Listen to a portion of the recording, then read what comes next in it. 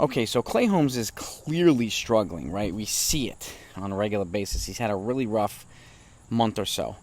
And now this isn't something we have not seen before with closers. We've seen it with Aroldis Chapman. We've seen it with Mariano Rivera. We've seen it with a lot of guys with the Yankees.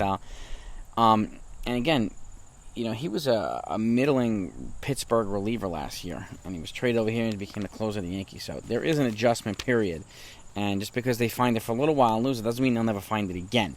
But I want to go over the list of pitchers who are eligible for the bullpen and who might be candidates to replace him and whatnot. Because remember, there are limits to the amount of relievers that they can carry in the postseason.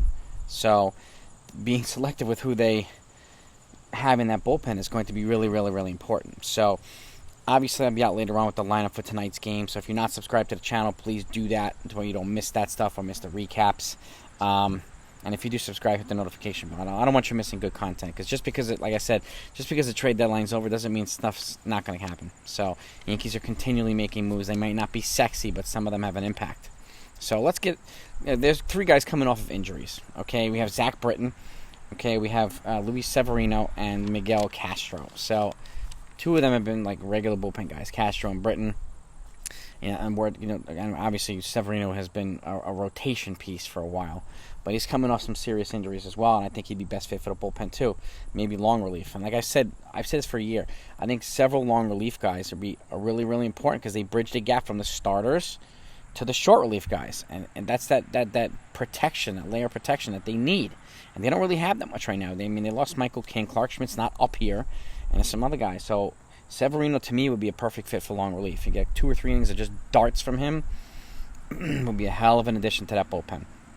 Britton, he's come back from injuries. He's had injuries pretty much every year. So, and just like Chapman, he's going to be a free agent at the end of the year too. So I don't know if he's going to even make the postseason roster. But if he does, he's been long tossing for a while, but it's going to take him a little while to kind of find his groove again. And just like any of these pitchers. And the same goes for Miguel Castro. He's had a shoulder issue. He was put on the 60-day, or transferred to the 60-day IL just like Severino was. So, also an issue. And anytime a relief pitcher has some kind of pitching arm issue, word to caution. I think he's a free agent at the end of the year as well. So, we'll see what we get from him. Now, there's actually 6 guys that are either coming back slowly or that were signed that haven't had an opportunity yet. So, Aroldis Chapman, he's the most obvious guy. Is probably a guy to replace Holmes at least. If they transition him, into what they did with Chapman. So they put Chapman in lower leverage situations, and he seemed to have found his mojo again, and he's pitching extremely well. Hopefully he'll keep that. But he's showing confidence in his fastball. So maybe they need to do something similar with Holmes. Put him in lower leverage situations and kind of work his way back until he builds his confidence enough. But Chapman's here. He's also their highest paid reliever. He's a free agent at the end of the year too, so utilize him when he's confident. So he's one. Johnny Loizaga has been kind of slowly finding his way back again too.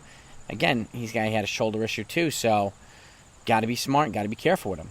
And then Rich Rodriguez, who they signed off basically a scrap heap. He was a free agent, and he helped the Braves win the World title last year. But he also got popped for an illegal substance too, so he did serve a ban. But he's in AAA, just throwing and throwing and throwing. And then you have Jimmy Cordero, who they signed about a year ago, as a ground ball specialist, a hard-throwing sinker guy who has a good sinker, slider, fastball repertoire. And he's good at inducing a lot of ground balls. Hopefully he'll get an opportunity to get called up at some point to see what they can do. Shane Green, he pitched one game, they released him, and then they brought him back. Well, they DFA'd him, they brought him back. So, and then Adam Warren has just been toiling around for a while too. So the Yankees have a lot of arms that they could actually call up to serve as just fresh arms and whatnot. And I know some of these guys are out of options and whatnot, but might as well use these guys, and give a break to the clearly tired bullpen. Okay, and lastly, the 2 guys that I think should be called up and should be on the September call-up list, and I think will be good fits for the postseason roster, and that's Ron Marinaccio, we talked about him, and Clark Schmidt, we talked about him. I mean, if they can get Clark Schmidt and Luis Severino to be long relief weapons, that would be huge. Okay, it would be really, really huge. And then you have Ron Marinaccio potentially in the bullpen, and then there's some guys. I mean, they might. I don't know. I mean, they might DFA Lucas Licky. They might DFA Wandy. Wandy's been pretty solid, actually. So, and he was solid last night in that loss. And so he's a guy. I want to have at least one lefty in the bullpen. So, if you're going to keep one, probably Wandy should be the guy to keep, right? That's not a Chapman I'm talking about. So, but this is the list. You get 3 guys coming off injury, 6 guys that are just toiling around, either signed or coming back slowly, and 2 call-up options.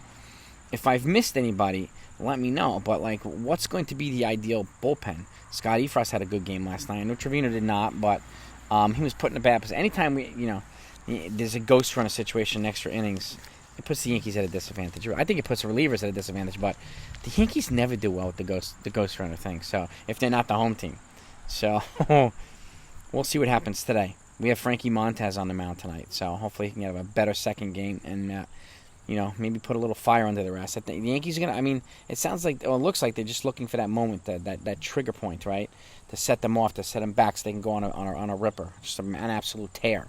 But we don't know. So, but I wanted to go over these guys because Clay Holmes is reeling. I think he's pitching himself out of the reliever spot, or out of the closer spot.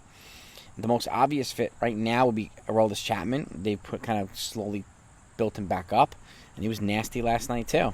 So, and with the other guys, I don't really know. I mean, do any of us really know? Losing Michael King hurt a lot, so that sucked. But of this list, I mean, are there guys you want to see? What would your ideal postseason rotation be? I mean, to me, it's going to have to include probably Wandy, Chapman, Marinaccio, Schmidt, Severino. I think should be in the bullpen one way or the other. I do not think it's a smart idea to throw him back into the rotation this year. I don't. And then obviously Efros and Trevino, and we have to have as many good weapons as possible. I don't know what they're going to do with Abreu.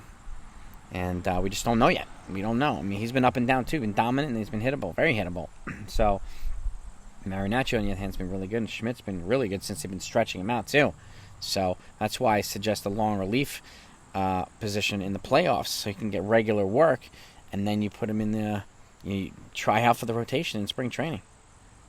So, I mean, he's got a legitimate shot now that they traded away Ken Waldichuk. So, he's got a shot at making the rotation next year. We don't know if Taillon's going to be back. We don't know if Severino's going to have his team option exercise. We just don't know. We don't know. So, what's your take on it? Thoughts about your bullpen? Give me your feedback in the comments, okay? I want to know what you think. Who would be the ideal? I mean, how would you put Holmes back a little bit and kind of have him work his way up, like just the way Chapman did? Or just sit him or whatnot? Because he clearly has this stuff. When he's on, but he's reeling right now. And again, closers for the Yankees have gone through these bad spots before. So, and he does have what it takes to get him. He's got like 3 or 4 more controllable years here, so they're not going to get rid of him. So, let's get into it, guys and gals. Let's go.